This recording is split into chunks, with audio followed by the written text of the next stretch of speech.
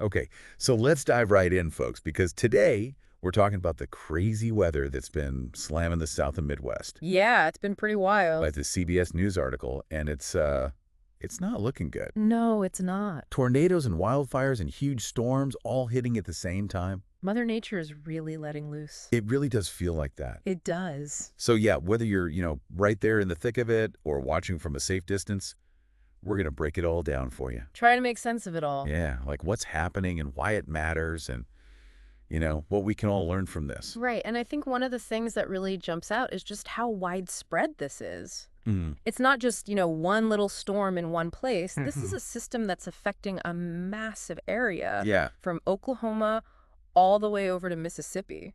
Wow. It's pretty incredible. Yeah, and it's not just, about the size of the thing either. No. It's about, the impact on actual people. Right. The article mentions at least 3 deaths in Texas. Yeah, and that number's And it's probably going to go up, it's probably going to go up. unfortunately. Yeah, as the damage assessment continues. Absolutely. And it's not just the immediate, casualties either. It's Yeah. people who have lost their homes, Right. their businesses, their whole lives are disrupted. Everything's in a matter of We're hours. upside down, yeah. The CBS article talks about Jacksboro, Texas, and they had winds so strong that it ripped buildings apart.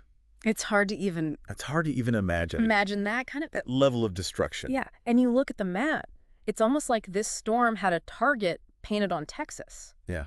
But like you said, it's not just a Texas thing. Yeah, this is a multi-state event. We're seeing damage reports from, all over the place. Yeah. And it's not even just, one type of weather. Right. It's like, this is what I find crazy, is the same wind that's creating these tornadoes is also fueling wildfires. Yeah.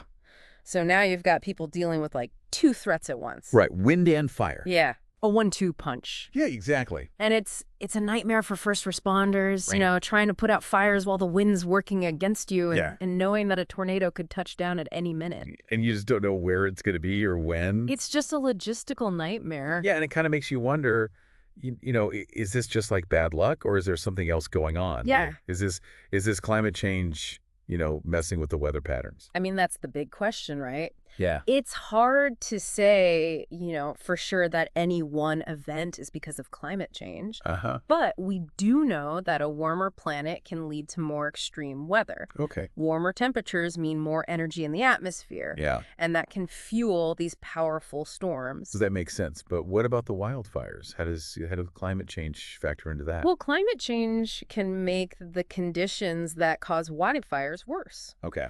Think about things like, longer droughts, Mhm. drier vegetation, and higher temperatures overall. All of that just creates the perfect tinderbox. It's just waiting for that spark. Yeah, and in this case, the spark was strong winds. Wow. So it's not just, some random act of nature. It's like part of a bigger picture. It is. And I don't know about you, but it feels like a little bit of a wake-up call. Yeah, I think it's definitely a reminder that we need to be prepared. What can we do to, Yeah. to be better prepared for this kind of thing? Well, I think the key takeaway here is preparedness. Okay.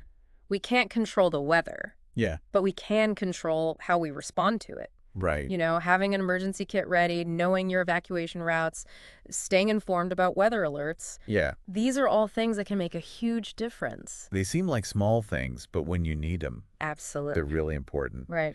And, I think we often think of disaster preparedness as something for like other people or other places. Yeah. But this really, brings it home. It does. It can happen anywhere Anywhere. and to anyone. Exactly. So, yeah. And I think, given that we are likely to see more of these extreme events in the future, Mm-hmm. we need to start thinking about how we can become more resilient. Yeah. How can we, adapt our infrastructure, our warning systems. Our way of life, even. Yeah, our way of life to better withstand these challenges. Wow, that's something to think about. It is. Yeah. Food for thought, for sure. Absolutely.